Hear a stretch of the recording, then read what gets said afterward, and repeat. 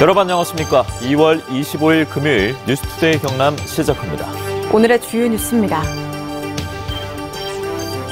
세척제 급성 중독 사고와 유해 성분 표시 허위 작성을 두고 노동계가 산업보건체계 전반을 개선해야 한다고 주장했습니다.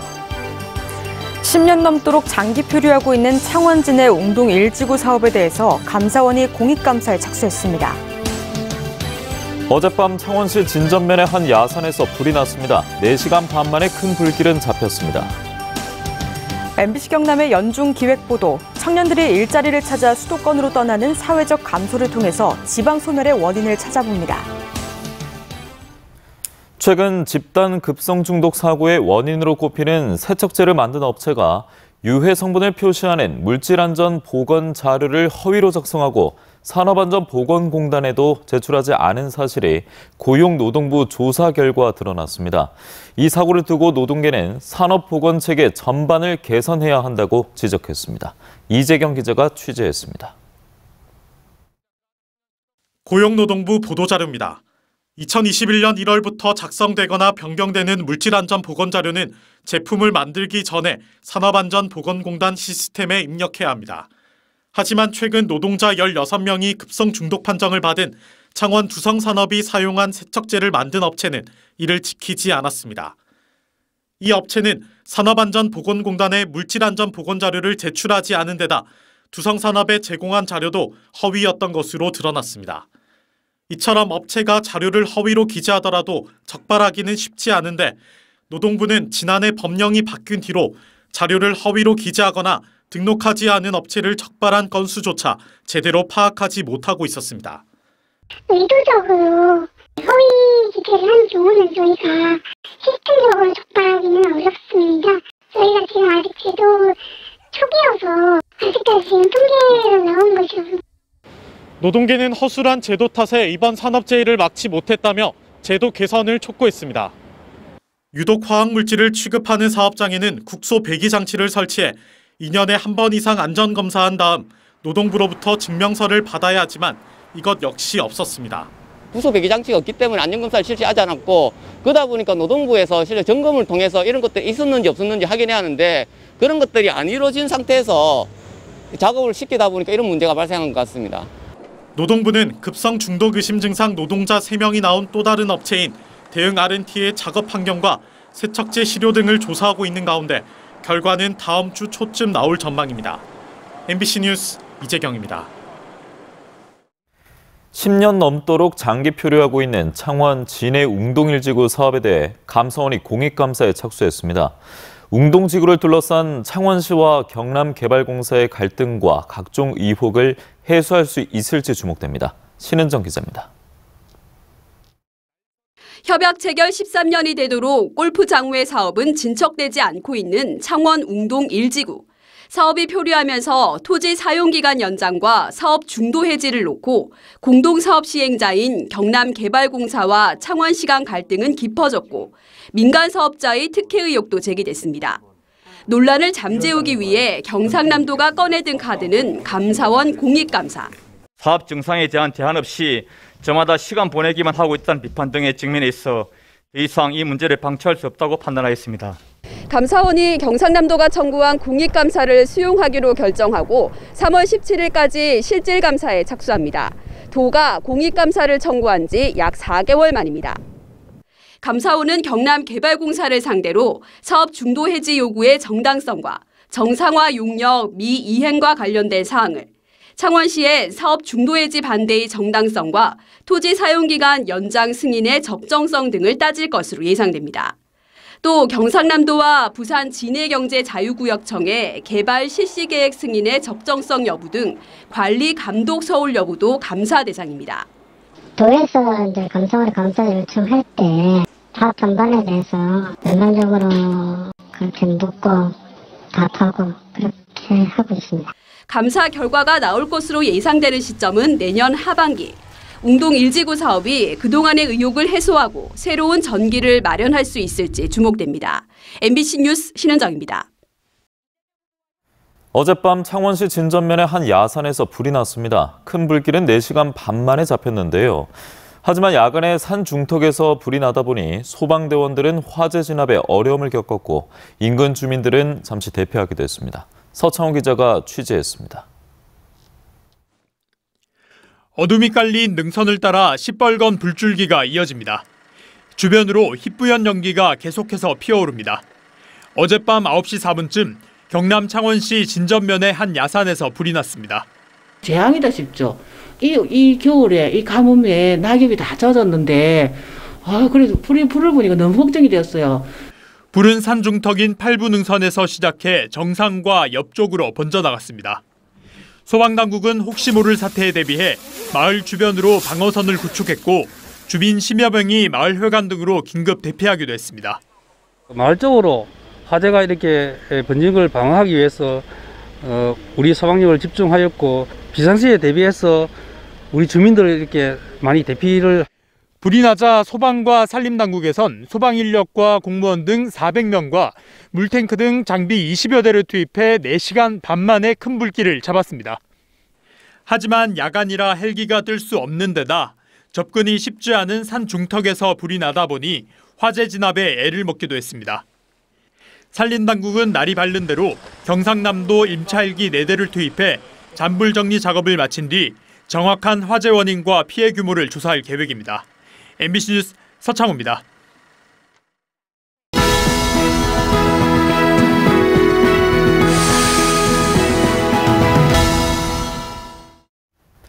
MBC 경남의 연중 기획 보도 지방 소멸 상생 보고서 어제 이어 두 번째 순서입니다. 지방 소멸의 위기는 출산율이 낮아지는 자연적 감소뿐만 아니라 청년들이 일자리를 찾아 수도권으로 떠나는 사회적 감소 탓도 큽니다. 이런 대표적인 경남의 소도시 중 밀양의 사례를 문철진 기자가 취재했습니다. 고향인 밀양에서 창업을 준비하고 있는 신유진 씨. 어릴 적부터 살아온 밀양에서 앞으로도 계속 살고 싶은 마음에 오랜 외지 생활을 정리하고 2019년 고향으로 돌아와 창업을 결심했습니다.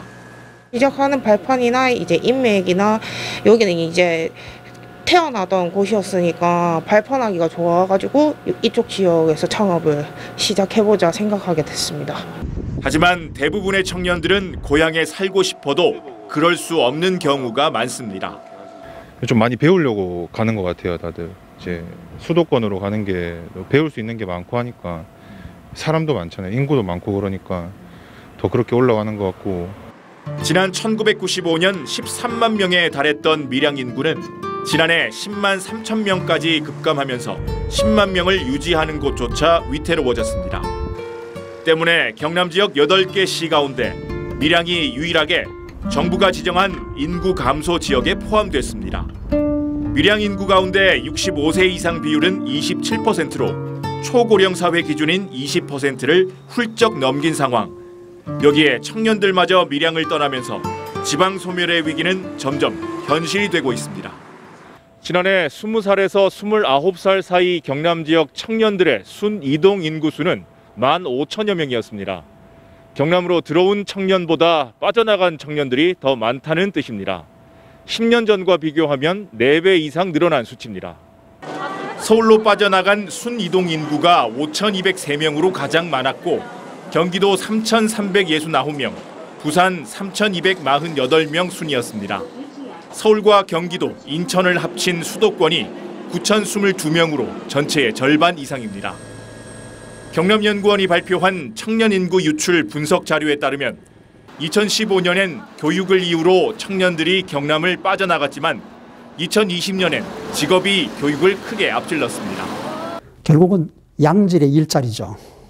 양질의 일자리. 우리가 이제 뭐 기계산업 다 지금 뭐 많이 쇠퇴했고 거기에 대응해서 적극적으로 다른 어떤 일자리들이 많이 좀 양질의 일자리가 생겨나야 되는데. MBC 경남은 올 한 해 동안 지역 소멸 문제를 다양한 각도로 살펴보는 기획 보도를 이어갑니다. 소멸의 현장을 직접 찾아가서 주민들의 생생한 목소리를 들어보고 지역 소멸을 막기 위해 정부와 지방자치단체가 앞다투어 제시하는 여러 정책과 성공, 실패 사례를 깊이 있게 분석합니다. 전문가들과의 심도 있는 수기 과정을 통해 경남에 맞는 해법도 찾아봅니다. MBC 뉴스 문철진입니다.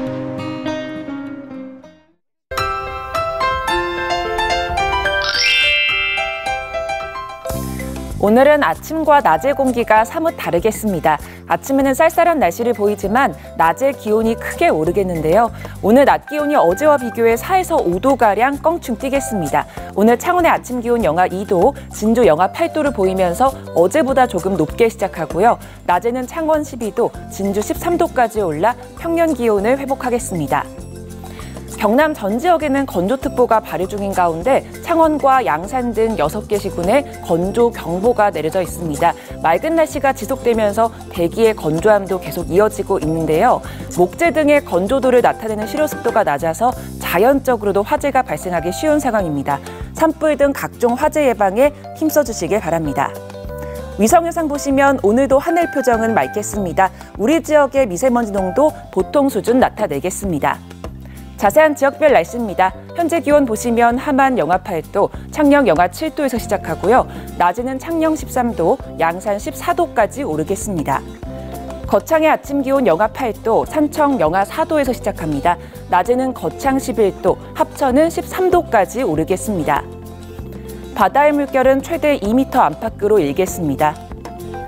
주말에는 비교적 온화한 날씨를 보일 것으로 보이고요. 내일 밤 경남 서부 내륙 지역을 중심으로 비가 조금 올 것으로 예상됩니다. 날씨 정보였습니다. 금은방에서 귀금속을 훔친 40대가 옷을 바꿔 입고 시외버스와 택시를 갈아타는 방법으로 완전 범죄를 꿈꿨는데요. 범행 나흘 만에 코로나19 방명록 때문에 경찰에 붙잡혔습니다. 부정석 기자가 취재했습니다. 경남 창원의 한 금은방. 정장을 입은 남성이 금은방으로 들어오더니 귀금속을 들러보며 금은방 주인에게 말을 겁니다.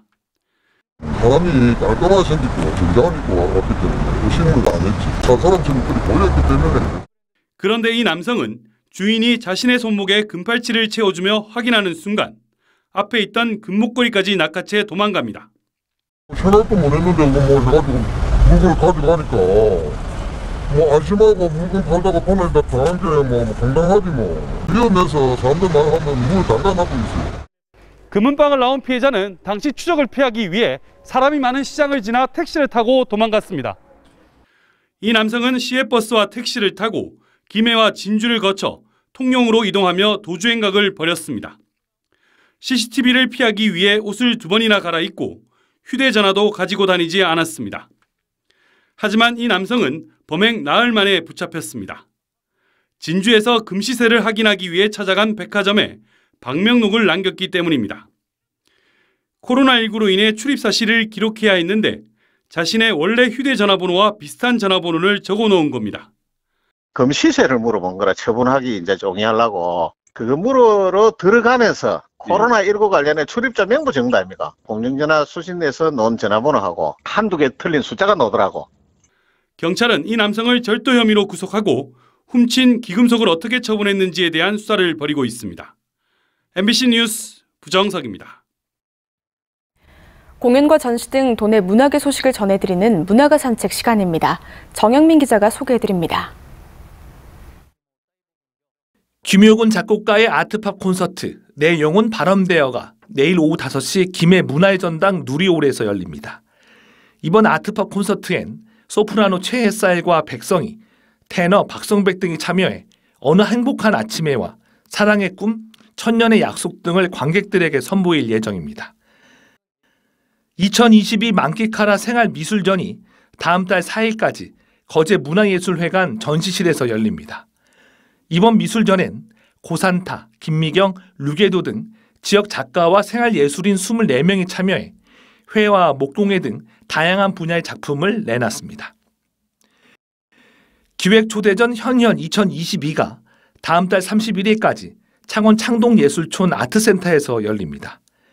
이번 초대전엔 1954년 동갑내기이자 지역의 중견 현대 미술작가인 김이나, 김일혜, 이장우, 박장길 등 4명이 참여해 개성있고 묵직한 작품 세계를 마련했습니다.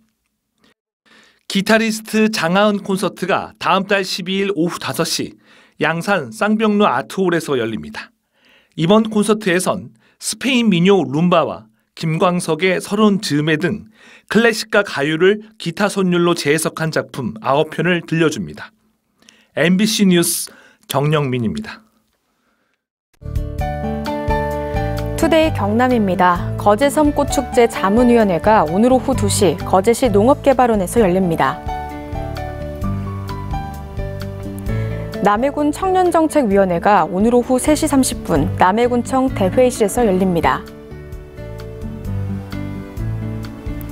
한화 에어로스페이스 수요기업 간 수소터빈 3D 프린팅 과제 업무 협약이 오늘 오후 2시 창원 컨벤션센터에서 열립니다. 김해시 향토문화재 보호위원회가 오늘 오전 10시 김해시청 소회의실에서 열립니다. 고성군 공공급식 식재료 공급 관련 실무자 회의가 오늘 오후 2시 고성군 먹거리 통합지원센터에서 열립니다. 다음 소식입니다. 경상남도가 서부 경남 균형 발전을 위해 175개 과제 70조 4천억 원을 2031년까지 투입하기로 했습니다. 도는 서부 경남 발전 전략 실행 과제 실천 계획 보고회를 열고 경남 항공우주 제조 혁신타운 조성 등 15개 사업을 단기 선도 사업으로 미래 인재 양성 등 10개 사업은 중장기 핵심 사업으로 분류해 차기 정부의 국정과제로 채택될 수 있도록 건의하기로 했습니다. 서운의 진주시 의원은 시의회 5분 발언을 통해 주민이 건립을 반대하는 난강변 다목적 문화센터 건립지를 진주시 만경동에서 오목내 지구의 공공용지로 이전하자고 제안했습니다. 서 의원은 다목적 문화센터를 이전하면 만경동 주민 갈등도 해결하고 유원지 지구로 묶여 35년간 개발이 제한된 오목내 지구의 활용에도 부합할 수 있다고 주장했습니다. 창원시가 특례시 출범에 맞춰 증액된 5년치 소방안전교부세 100억 원을 소방안전망 구축에 투입하기로 했습니다.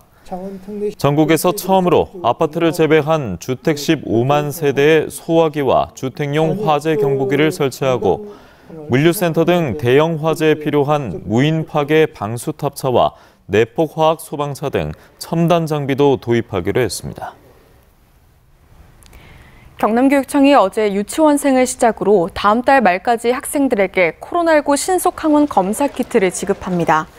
지급 대상은 도내 전 유치원과 초중고, 특수학교 등 1,676곳으로 학생들에겐 오는 28일부터 매주 한두 개씩 모두 9개의 키트를 전달합니다. 김해시는 코로나19 확진자 급증에 따른 시민 불편을 해소하기 위해서 재택치료 추진단을 출범시켰습니다. 추진단은 상담 콜센터를 확대해 24시간 의료 상담을 지원하고 재택 의료기관도 확대해 확진자 폭증에 대응합니다. 창원시는 필수 업무를 제외한 모든 보건소 업무를 중단하고 보건소의 코로나19 대응 인력을 확대해 코로나 상황실과 선별진료소, 예방접종 등에 전면 배치했다고 밝혔습니다. 또 코로나19 격리통지 모바일 전자고지를 시행하고 24시간 재택관리 지원 상담센터와 재택치료자 동거 가족을 위한 안심숙소를 추가 운영하기로 했습니다. 창원시가 맞벌이 가정 등의 양육 부담을 줄여주기 위해 입원 아동에 대한 돌봄 서비스를 지원하기로 했습니다. 지원 대상은 시 소재 병원에 입원한 만 12세 이하 아동으로 이용 가격은 시간당 13,000원이며 하루 1회 최소 4시간 이상 8시간 이하 범위에서 이용할 수 있고 서비스는 병원 아동보호사가 제공합니다. 거제시가 3월 2일부터 통학버스를 운행하지 않는 상문고등학교 신입생들을 위해 130-2번을 포함한 3개 노선을 신설하기로 했습니다. 또 시민의 불편사항 해소를 위해 1개 노선은 신설, 1개 노선은 출발지 변경, 12개 노선은 운행 시간을 조정하는데 자세한 정보는 거제시 누리집에서 확인할 수 있습니다. 경남교육청은 교실과 복도 등 학교 시설을 재구조화하거나 학교 유휴 공간을 지역사회와 함께 사용하는 내용의 학교 공간혁신사업 대상 학교와 기관 37곳을 선정했습니다. 재구조화 학교는 창원 안정초등학교 등 8곳이며 경남형 사업은 통영 인평초등학교 등 14곳이 뽑혔습니다.